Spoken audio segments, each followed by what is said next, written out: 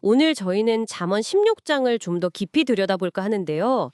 우리가 세우는 계획들, 이게 실제 결과랑 어떻게 연결되는지, 또 마음가짐이 왜 중요한지, 그리고 진짜 중요한 가치는 뭘까? 뭐 이런 얘기들이 담겨 있더라고요. 당신의 삶에는 어떤 부분이 와닿을지 한번 같이 파고들어 보시죠. 네, 잠언 16장. 정말 그 현실적인 지혜가 가득한 장이죠. 인간의 계획, 또 그걸 넘어서는 어떤 힘, 그리고 우리 속마음, 뭐랄까, 올바른 삶의 결과, 이런 것들에 대해 생각할 거리를 많이 던져줍니다. 그렇죠. 딱 1절부터 나오잖아요. 마음의 경영은 사람에게 있어도 말의 응답은 여호와께로부터 나온다. 그리고 또 9절. 사람이 마음으로 자기 길을 계획할지라도 그 걸음을 인도하시는 분은 여호와시다. 아, 진짜 우리가 아무리 계획해도 결과나 방향은 우리 뜻대로만은 안 되는구나. 뭐 이런 생각 들게 하죠. 네, 맞아요. 심지어 33절 보면 제비 뽑기 비유까지 나오잖아요.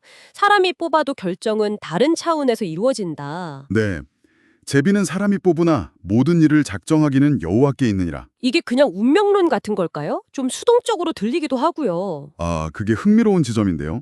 그냥 손 놓고 있으라는 뜻은 아닌 것 같아요. 3절을 같이 보면 너의 행행을 여호와께 맡기라. 그리하면 네가 경영하는 것이 이루어지리라고 하거든요. 아, 맡기라. 네, 여기서 맡긴다는 게 뭐랄까 포기나 방관이라기보다는 우리의 노력과 계획을 더 큰 뜻에, 신의 뜻에 맞추려는 그런 능동적인 신뢰에 가깝다고 볼 수 있어요. 그러니까 최선은 다하되 결과에 대한 궁극적인 통제권은 우리가 가진 게 아니라는 걸 인정하는 거죠. 아하, 계획은 세우지만 결과에는 좀 겸허해져라. 뭐 이런 느낌이네요. 그렇죠. 그 자체가 지혜일 수 있다는 거고요. 그렇군요. 더 들어가서 2절 말씀은 진짜 뼈아프던데요. 사람의 행위가 자기 보기에는 모두 깨끗하여도 여호와는 심령을 감찰하신다. 네, 맞아요. 스스로는 나 이 정도면 괜찮은데? 나름 이유가 있었어. 이렇게 생각하기 쉬운데 그게 아니라 보이지 않는 속마음, 심령을 보신다는 거잖아요. 네, 그 심령, 이게 핵심이죠. 이 심령이라는 게 정확히 뭘까요? 그냥 기분 같은 건 아닐 테고. 그렇죠. 단순한 감정 이상이죠. 우리의 가장 깊은 동기, 숨은 의도, 진짜 중요하게 여기는 가치관, 이걸 다 포함하는 개념으로 봐야 해요. 그래서 겉으로 보이는 행동이 똑같아 보여도 그 뿌리가 되는 마음 상태에 따라 평가는 완전히 달라질 수 있다는 겁니다. 아, 그래서 5절이랑 18절에서는 그 교만한 마음을 엄청 경고하는군요. 네, 마음이 교만한 자를 미워하신다. 교만은 패망의 선봉이다. 아주 강하게 말하죠. 반대로 19절에서는 겸손을 또 강조하고요. 겸손한 자와 함께 마음을 낮추는 것이 낫다고. 맞습니다. 교만과 겸손을 딱 대조시키면서 결국 이 내면의 상태가 실제 삶의 결과로 이어진다는 걸 보여주는 거예요. 내면의 진실성. 와, 생각할 게 많네요. 그럼 잠언에서 진짜 가치 있다고 여기는 건 뭘까요? 8절이나 16절 보면 뭐랄까? 돈 많이 버는 것보다 정의로운 게 낫고 금이나 은보다 지혜 얻는 게 훨씬 낫다고 딱 잘라 말하잖아요. 네, 그렇죠. 요즘 세상 기준이랑은 좀 다른 느낌도 들어요. 맞습니다. 잠언은 일관되게 그래요. 내면의 가치, 공동체의 좋은 것, 이런 걸 물질적인 부요함보다 훨씬 중요하게 봐요. 여기서 지혜라는 것도 단순히 머리 좋은 게 아니고요. 삶을 올바르게 이해하고 살아가는 능력, 그러니까 분별력, 통찰력 같은 걸 의미하죠. 아, 그런 깊은 뜻이. 그리고 그 내면의 지혜는 결국 말로 드러난다고 봐요. 23절 말씀처럼요. 지혜로운 자의 마음은 그의 입을 실기롭게 하고. 아, 맞다. 말에 대한 구절들 정말 인상 깊었어요. 24절에 선한 말은 꿀송이 같아서 마음에 달고 뼈에 양약이 된다는 표현 너무 아름답지 않아요? 네, 정말 그렇죠. 마음을 치유하는 힘이 있다는 거잖아요. 근데 또 반대로 27절, 28절 보면 와, 불량한 말, 남 이간질하는 말은 맹렬한 불 같고 다툼 일으킨다고 하잖아요. 네, 파괴적인 힘도 엄청나다는 거죠. 말이 진짜 양날의 검 같아요. 정확해요.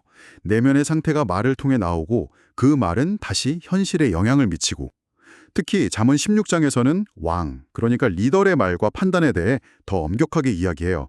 10절, 12절, 13절 같은 구절들 보면요. 아, 리더십과도 연결되는군요. 그렇죠.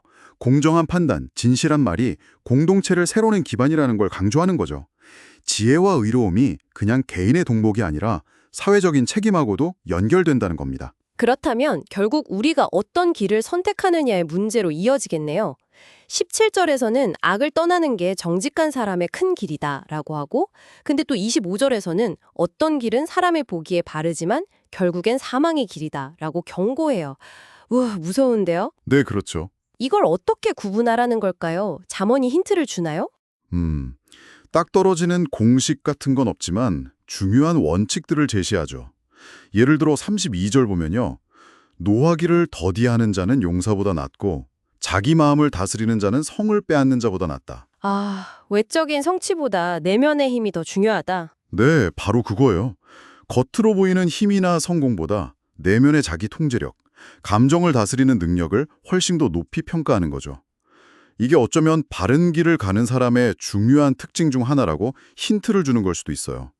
순간적인 감정이나 눈앞의 이익보다는 더 깊은 원칙, 자기 절제가 중요하다는 메시지죠. 와, 결국 잠언 16장을 쭉 보니까 우리가 세우는 계획이랑 그 너머의 인도하심, 또 겉모습보다는 진실한 속마음, 돈보다 귀한 지혜와 정의, 그리고 말과 행동이 가져오는 결과, 이런 것들에 대해 정말 깊이 생각하게 되네요. 이 수천 년 전의 지혜가 오늘을 사는 당신에게는 어떤 질문을 던지고 있나요? 네, 정말 오래된 지혜지만 여전히 강력한 질문들이죠.